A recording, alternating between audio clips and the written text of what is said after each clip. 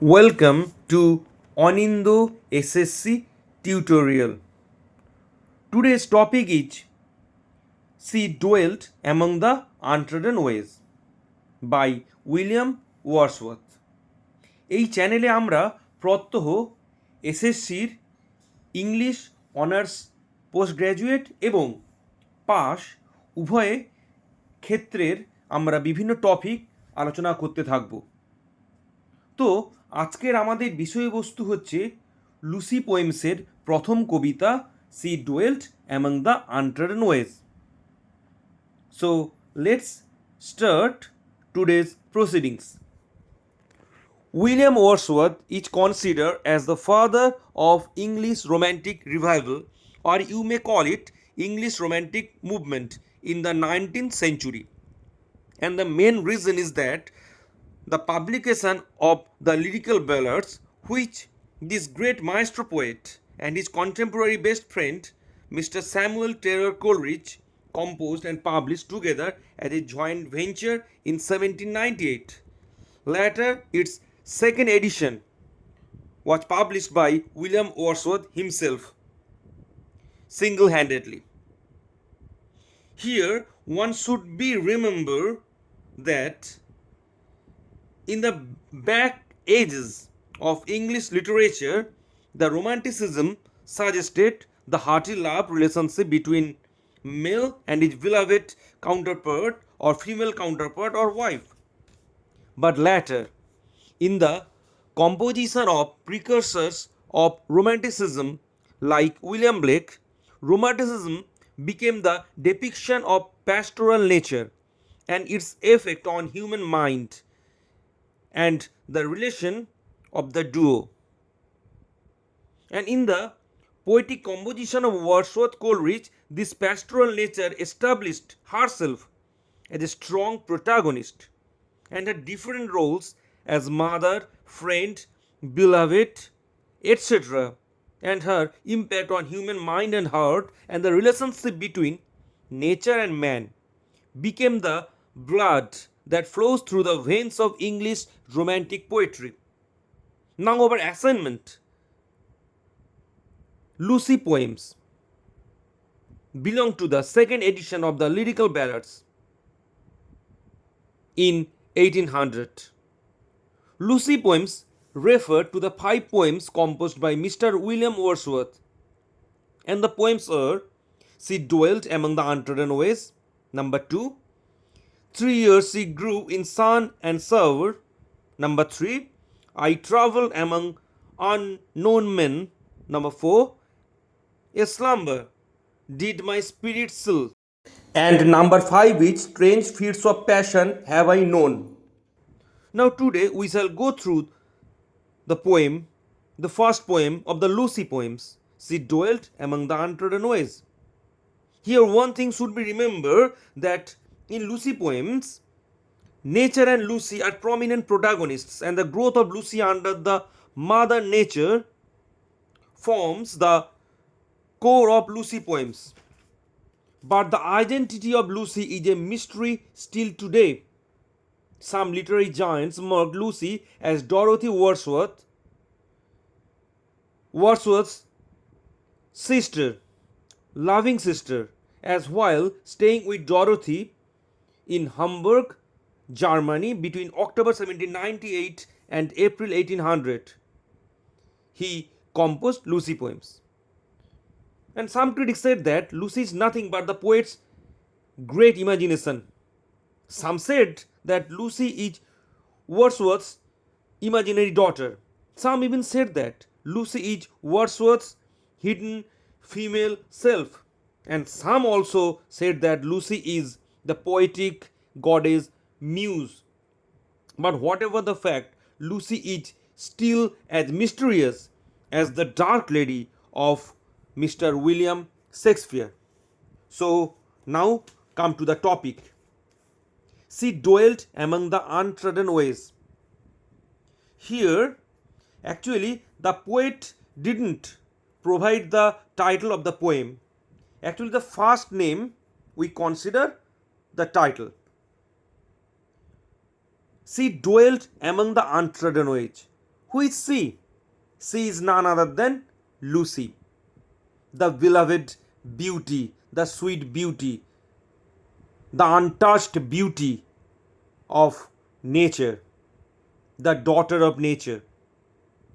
She is the main character in the poem. She is the heartthrob of this poem. That lady, that maiden, Lucy, dwelt, lived among the untrodden ways. Here, the untrodden ways suggests the untouched nature, the unpolluted nature, where mankind couldn't spoil the beauty of nature. And Lucy lived in that untouched nature. Beside the springs of Dove, she lived in the lap of nature. Her particular address, the poet, as suggested by the poet, beside the springs of Dove. According to the critics, Dove is the name of the river Dove, and beside the river Dove, there is a spring, there is a fountain, and beside the fountain of the river Dove, Lucy lived. Some also said that, according to some critics, here springs stands for the source of the Dove river also, like our Gangotri. She lived beside the springs of Dove. She lived in the heart of untouched, unpolluted nature. Then, a maid. Maid is the short form of maiden. She is a virgin, she is maiden, she is untouched by the human. She is untouched by the human made pollution. She is untouched by the human anger. A maid, that is Lucy, whom there were none to praise and very few to love. So look at the very expression. Lucy lived in a place where there is nobody. Nobody for love. Nobody for praising. She lived a solitary life. She lived without any so-called human artificial praise and artificial love. She lived a very significant, genuine life, uncontrolled by the artificial human world. Now, the second stanza. A violet by a mossy stone half hidden from the eye. Here, the poet has used a figure of speech named simile, or you maybe call it a metaphor. Here Lucy is compared with a beautiful flower, violet. And the flower violet is growing, or that is grown beside a mossy stone, a stone that is covered with moss. The very expression mossy stone suggests the untouched nature, where no human feet had ever gone through. So, like that violet by the mossy stone, Lucy lived in the very heart of untouched nature. Here, violet stands for Lucy and mossy stone stands for untouched nature. Half hidden from the eye. Half hidden from the eye of mankind, the artificial human world. Why half hidden? Why not fully hidden? Because Lucy is known to Mother Nature and the poet William Wordsworth. That's why it is half hidden from the mankind. But she is known to nature and William Wordsworth. Then the next line, fair as a star. Here star suggests the evening star. Lucy is as fair as the evening star. Here Lucy is compared with the evening star or Venus. The evening star is very fair and Lucy's beauty is a fair beauty. When only one is shining in the sky, as the evening star is shining in the sky and made the whole sky blazing, its twinkling made the whole sky very beautiful. Lucy's solitary presence in the greenery lap of nature made the whole nature as twinkling as the evening star in the nocturnal sky. Now the third stanza and the last stanza. She lived unknown and very few could know. Lucy lived unknown, untouched, unpraised, unloved by the human artificial world. Very few persons like the poet and Mother Nature and the natural objects like moss, like green grass, like water from fountain, like the rain. These natural objects only know Lucy.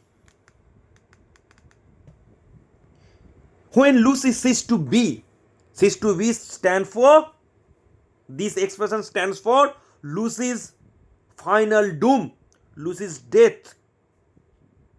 When Lucy, as a natural law of nature, breathed her last, her soul departed her mortal body, her mortal existence become zero, become vacuum in this mortal world. At that time she also remained lone, solitary. But the next two lines, but she is in her grave. When Lucy is lying in the grave, on the lap of Mother Nature under the ground. Oh, the difference to me. Only Lucy's death creates difference to the poet. Because Lucy is unknown to the artificial world. She is only known to the poet from that artificial world.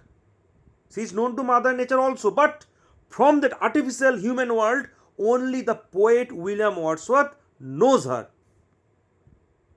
Only William Wordsworth judged, evaluated Lucy. Her death had taught the poet the difference between what? The living world and the spiritual world, or the world after death. When Lucy died, the poet strongly felt the vacuum.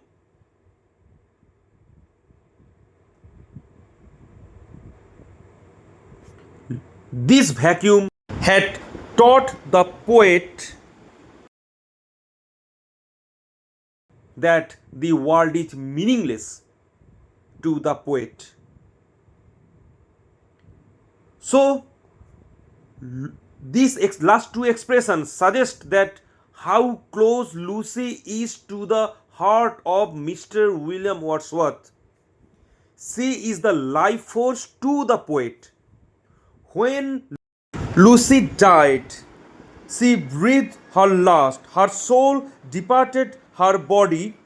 The whole world, the poet's own life, became lifeless to the poet.